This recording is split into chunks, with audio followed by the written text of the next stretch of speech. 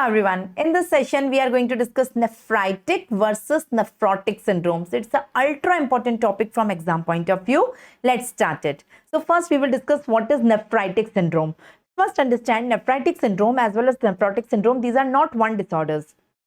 A number of glomerulonephritis come under these syndromes. These are the umbrella terms containing multiple glomerulonephritis. Now, if any glomerulonephritis, any kidney disorder having a cluster of these 5 symptoms, I will tell you what are the 5 symptoms. It is known as nephritic syndrome. It is known as nephritic syndrome. So, it is a collection of signs associated with the glomerular diseases, the following 5 signs. So, initially, the patient will present to you with hematuria. What do you mean by hematuria? Hematuria means blood in urine.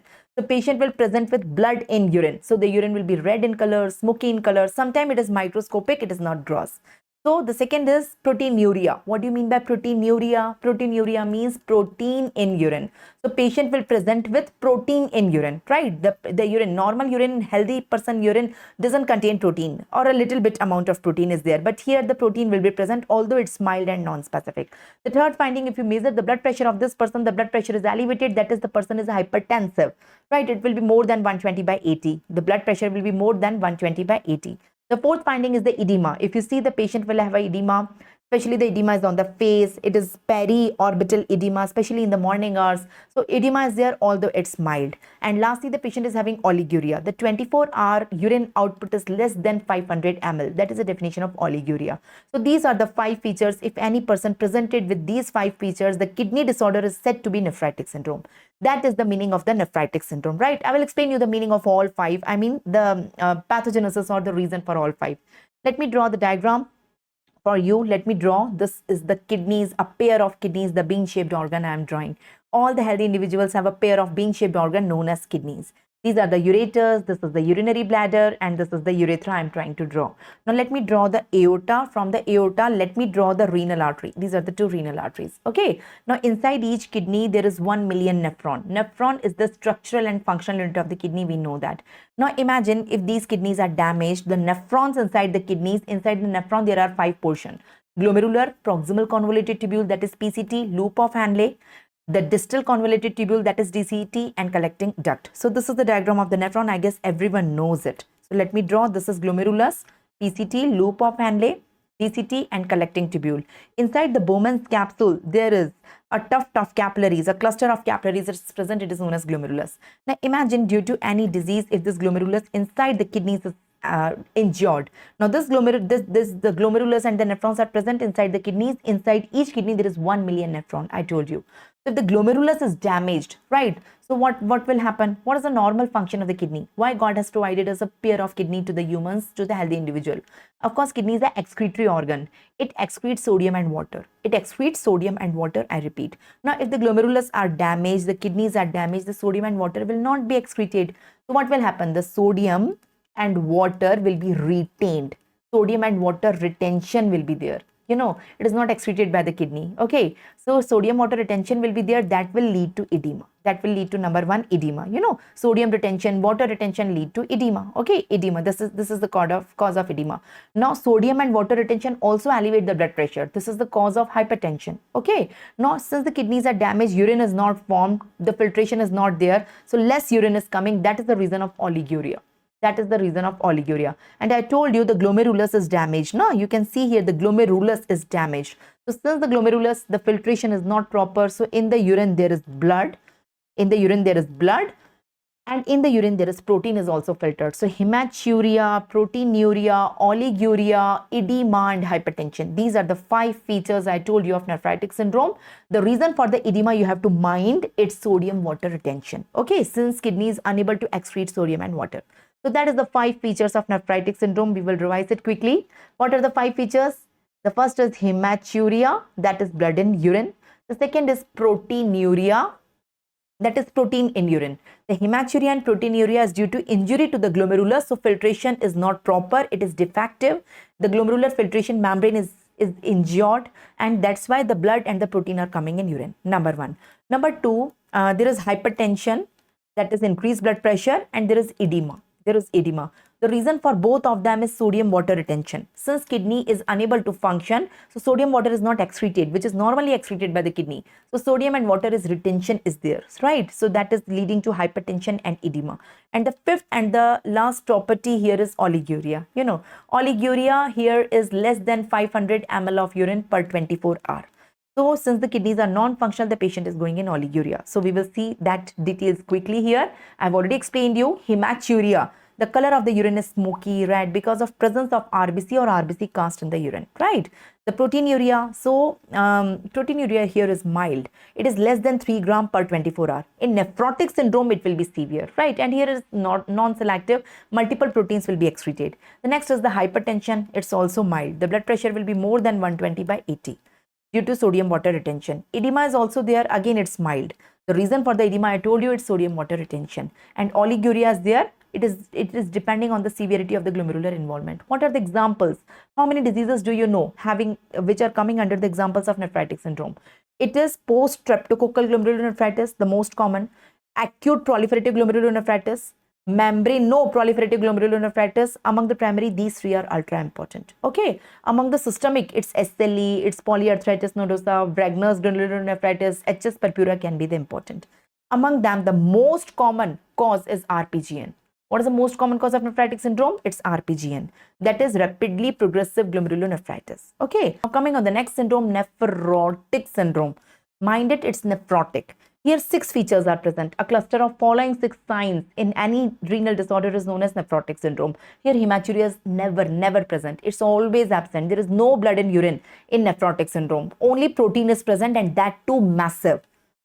If you have noticed, in nephritic syndrome, the proteinuria is mild. Here the proteinuria is massive. Here the loss of protein in the urine is more than 3 gram per 24 hours. That is massive proteinuria.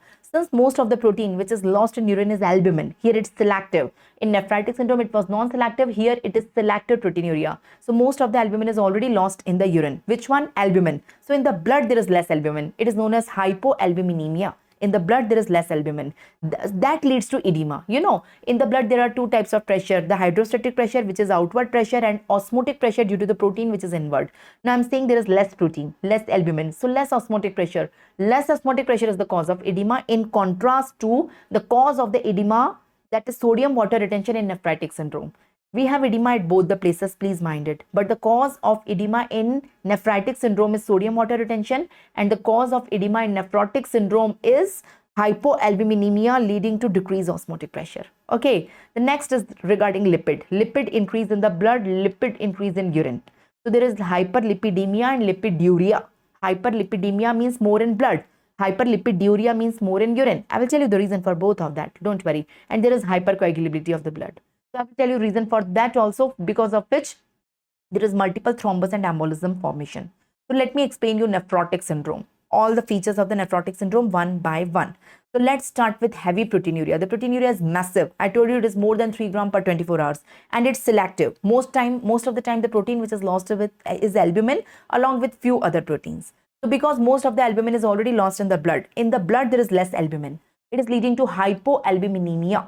Loss of albumin is hypoalbuminemia. What is the normal albumin level in the blood? In a healthy individual, the normal albumin level is 3.5 to 5.5 gram per deciliter. Here in nephrotic syndrome, it is 1 to 3 gram per deciliter. So AG ratio, albumin globulin ratio will reverse because albumin is going to be fall. So there is relative rise of globulin.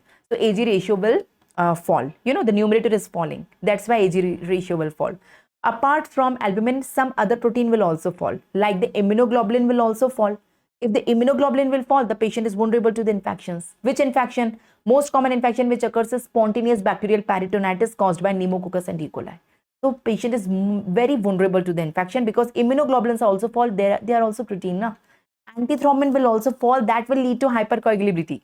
Transferrin will also fall. That will lead to anemia. Okay, that will lead to anemia, iron deficiency anemia. Cholecalciferol binding protein will also fall. That will lead to vitamin D deficiency, leading to hypocalcemia.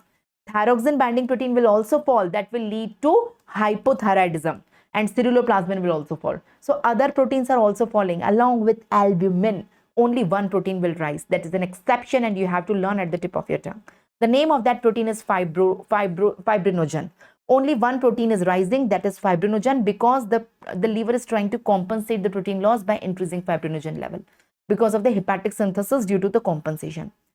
Rest all proteins are falling. Can you tell me which all proteins are falling? The most common, it's albumin. Albumin leading to hypoalbuminemia, leading to edema due to reduced osmotic pressure. Along with that, immunoglobulins also fall. Thyroxine binding protein also fall. Cholecalciferol binding protein also fall, right? And transferrin also fall, okay? And antithrombin also fall. So since albumin is falling, it's hypoalbuminemia leading to edema due to reduced osmotic pressure. Immunoglobulin is falling, the patient is vulnerable to infections, especially the peritoneal infections caused by pneumococcus and E. coli. Thyroxine is falling, the patient is having hypothyroidism. Cholecalciferol binding protein is falling, the vitamin D will fall, patient will have hypocalcemia. Transferrin is falling, the patient is having anemia, okay? Antithrombin is falling, the patient is having hypercoagulability leading to thrombosis.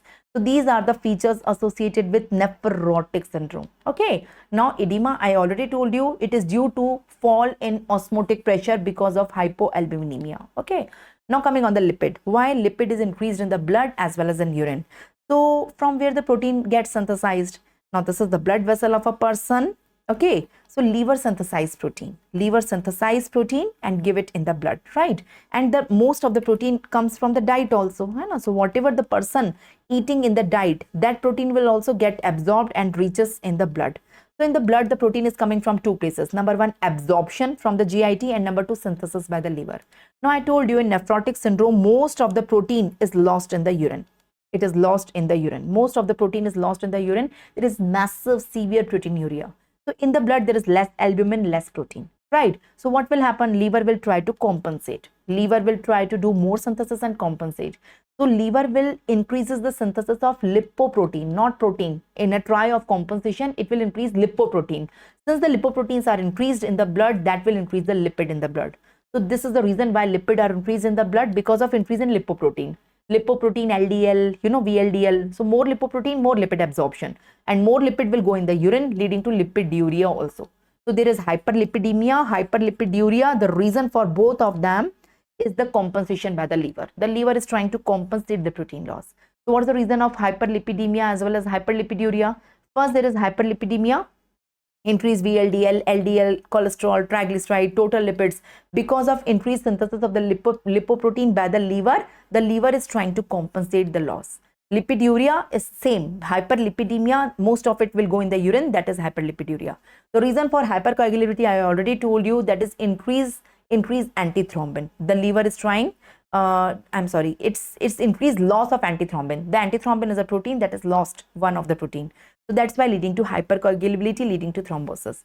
Now, what are the examples of nephrotic syndrome? The most common example in children, it's minimal change disease. It can be membranous or membranoproliferative glomerulonephritis. It can be focal segmental glomerulonephritis.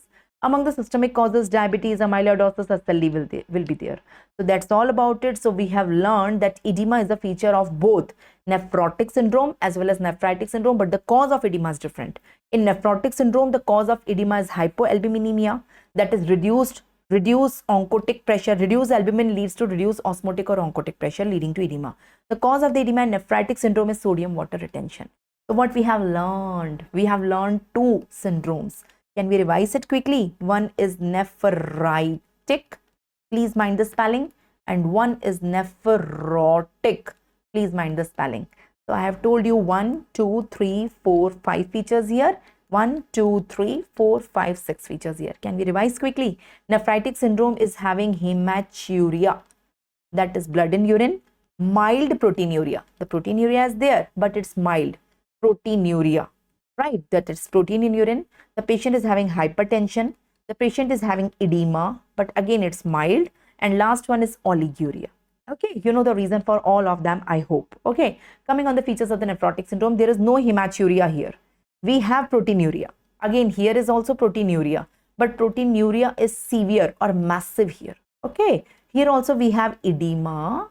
We have edema is there, proteinuria is there, edema is there. Since most of the protein is lost in urine, it will lead to hypoalbuminemia. hypoalbuminemia, okay, and that will lead to edema, right? After that, there is hyperlipidemia, hyperlipiduria, and hypercoagulability. Please learn the features. Learn the features. Along with that, we have seen the examples. Most important example in nephritic syndrome is post-streptococcal glomerulonephritis, rapidly progressive glomerulonephritis. These are the examples. In nephrotic syndrome, most important examples is minimal change disease, membranous glomerulonephritis, membranoproliferative glomerulonephritis, and focal segmental glomerulonephritis. Learn the primary causes. So this is the summary we have learned, right? So please write the differences between them. I told you the 5 features here, 6 features here. The same features are written in front of you.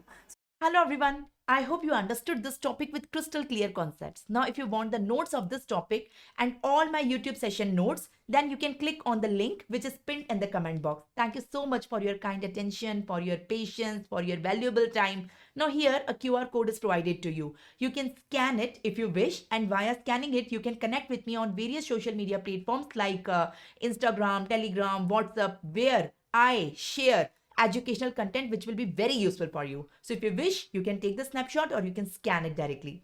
And here is the contact number provided to you. You can save this contact number. It's 98330 This is for WhatsApp support, chat support. It is not for calling. So if you have any doubt in the topic which I'm teaching you in this session, and if you have any doubt in other topics also in pathology, pharmacology, microbiology, PSM, medicine, you can text your query here. And if you have any topic in your mind and you want me to take that topic, to schedule that topic in YouTube, so you can also text that topic here. So if many students are demanding the same topic, we will schedule it soon. So thank you so much. Wishing you all the best. Bye-bye.